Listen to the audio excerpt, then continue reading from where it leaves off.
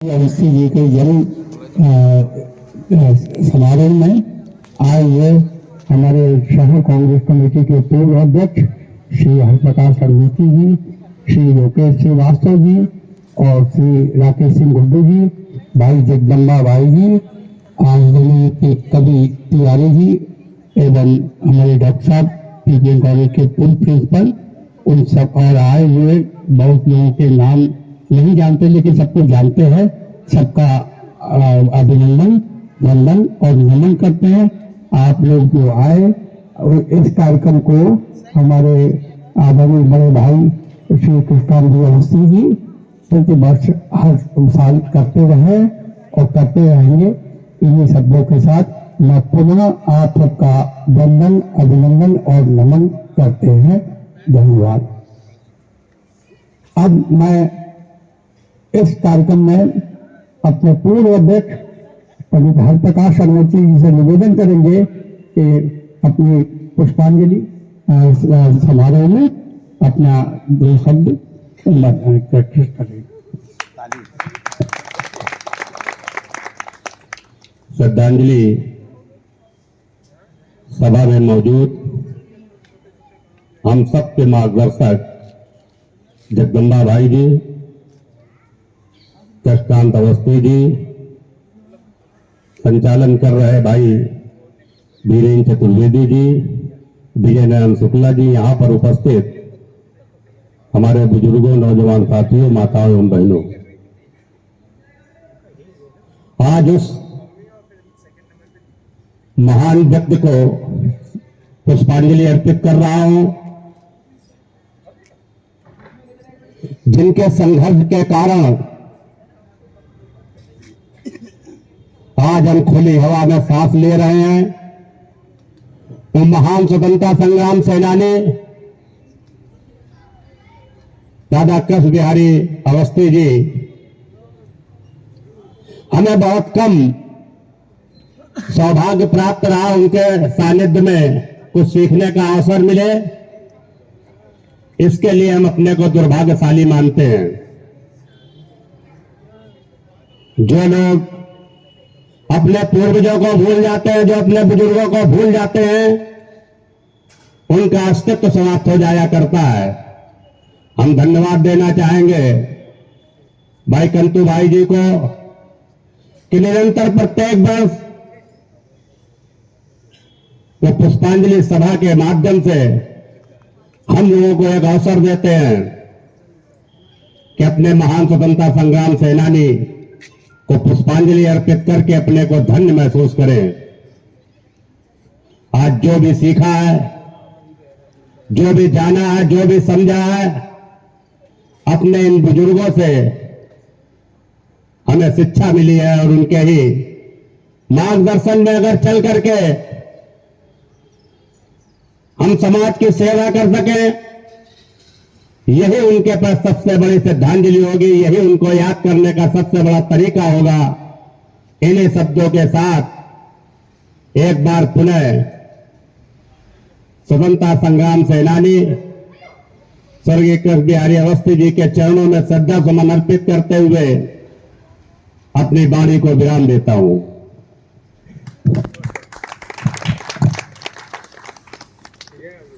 मैं यहाँ आए हुए डॉक्टर जहान सिंह, पूर्व पीपीएन कॉलेज के प्रिंसिपल, उनका स्वागत और अभिनंदन करता हूँ। अरुण जी का मैं स्वागत अभिनंदन करता हूँ। हमारे संजर जी जो जाने माने शायर हैं और कानपुर में विशेष प्रतिष्ठा रखते हैं, मैं उनका भी स्वागत अभिनंदन करता हूँ। आज आपको पहले ही सूचित किया जा चुका है कि श्रद्धांजलि सभा के उपरांत हम एक विशिष्ट जन को सम्मानित करेंगे और इसके बाद काव्य समारोह चलेगा। कवि लोग आने शुरू हो गए हैं, हमारे श्रवण शुक्ल जी भी आ गए हैं, मैं उनका भी स्वागत अभिनंदन करता हूं। और इसके साथ ही मैं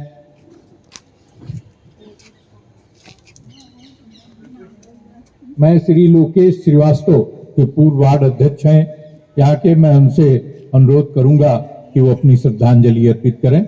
लोकेश जी।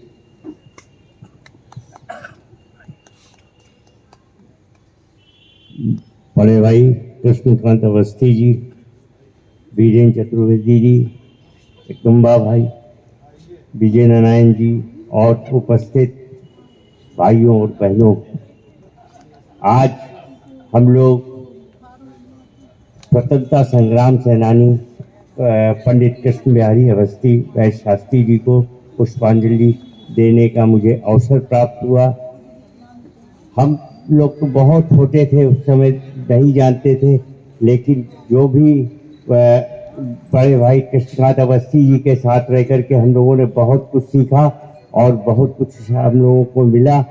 और इसी के साथ मैं अपनी पुष्पांजलि जो है पंडित कृष्ण बिहारी अवस्थी जी को देता हूँ। जय हिंद, जय भारत। डॉक्टर जहान सिंह साहब से मैं निवेदन करूंगा कि वो अपनी श्रद्धांजलि अर्पित करें। डॉक्टर जहान सिंह जी।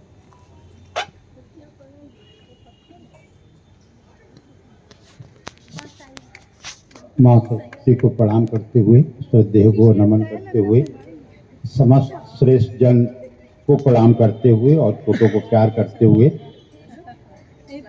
ये एक ऐसा अवसर आता है जो दो चीजें सामने लाता है। सबसे बड़ी बात जो हम प्रारंभ करना चाहेंगे वो ये है कि इन बुजुर्गों की तस्वीर दिल में छिपाए रखना, दिल में सजाए रखना, यही वो लोग हैं जो हमें कल रास्ता दिखाएंगे। तो इनके साथ मैं इनको प्रणाम करते हुए एक कुछ थोड़ी सी अलग सी बात कहेंगे कि हमारे श्रद्धेय का व्यक्तित्व कर्तृत्व इतना बड़ा है, इतना विशाल है कि जिन लोगों ने उनके साथ काम किया है या उनके पुत्र के साथ रहे हैं, उसके बाद तीसरी श्रेणी वाले लोग हैं कि इनके बारे में यहाँ बहुत कुछ सब लोग जानते हैं, कुछ बताया नहीं जा सकता। लेकिन एक इच्छा हमारी जरूर है कि ऐसा कौन है जो इस तरह के पिता को प्राप्त करने की इच्छा न रखता। ऐसे श्रेष्ठ पिता जिसके हों वो बहुत सौभाग्यशाली। देखिए अपने मामा जी आ गए हैं, द्रोण साहब, और ये मंच स्वागत करता है आदरणीय का। पधारे। पहले मैं मिल लूं, पे मैं श्रद्धांजलि दे के अभी आता हूँ। आपका कुछ वजन बढ़ रहा है। मैं तो बहुत दिनों से जानता हूँ।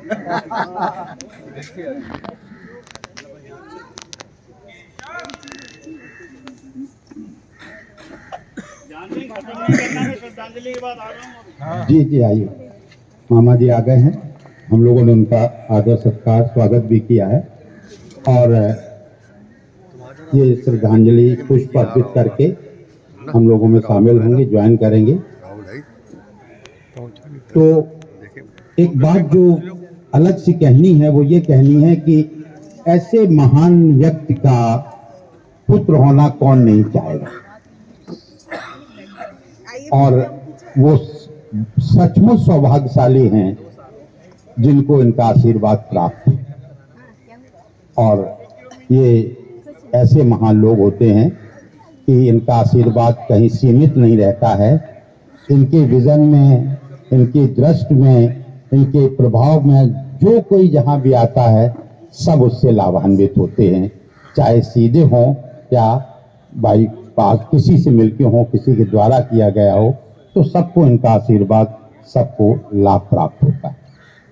ऐसे महान व्यक्तित्व के लिए जब कुछ कहने की बात आती है तो ये कहना कि इन्हीं जैसे हम हो जाएं तो वो नहीं ठीक है। बस इनका जैसा हौसला अपने में बना रहे, ये बहुत बड़ी बात है। और वो हौसला प्राप्त करने के लिए कुछ किसी का अनुसरण तो करना पड़ता है।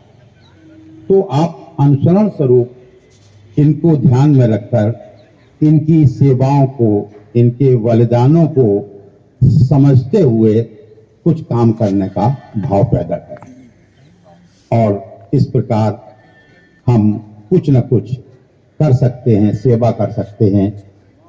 मामा जी आइए,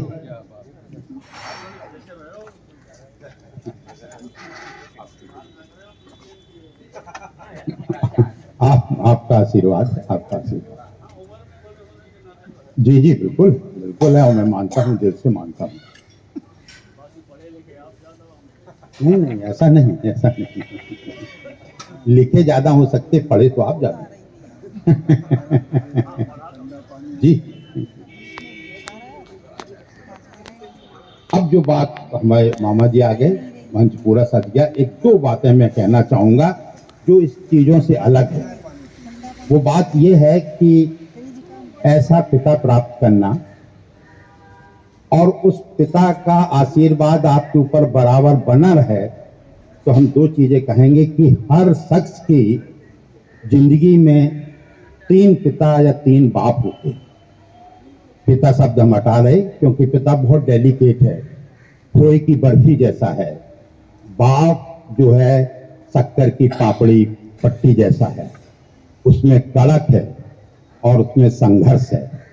पिता मुलायम है, परम पिता परमेश्वर तक के लिए सीमित है। तो ऐसे पिता को मैं अब इस समय बाप कह के संबोधित करूंगा। और बाप की जो बात, मेरा भाव है आज की डेट में, जो मैं सोचता हूं कि बाप कभी मरता नहीं। बाप कभी मरता नहीं, अपने बच्चों को कभी छलता नहीं। वो अमर है, उसकी जिंदगी एक समर है, वो कभी थकता नहीं और बाप कभी मरता नहीं। क्या बात। बाप साथ रहता है, क्योंकि आप देखें कि बाप 3 हमने बताए, गलत ना सोचना, उस तरफ सोचने की जरूरत नहीं। 3 उसके रूप होते हैं।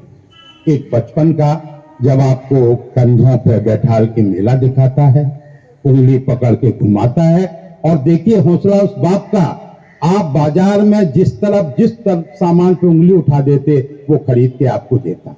इस हौसले को बाप देते। वो बाप है बचपन का। और संघर्ष का बाप, तो वो बाप है कि जो चाहें आप वो करें। वही एक ऐसा शख्स है जो जिसके चेहरे पे कभी मुस्कान खत्म नहीं होती, चाहे जितना दुश्वार हो, चाहे जितना कठिन समय हो, लेकिन वो कभी अलग नहीं होता है।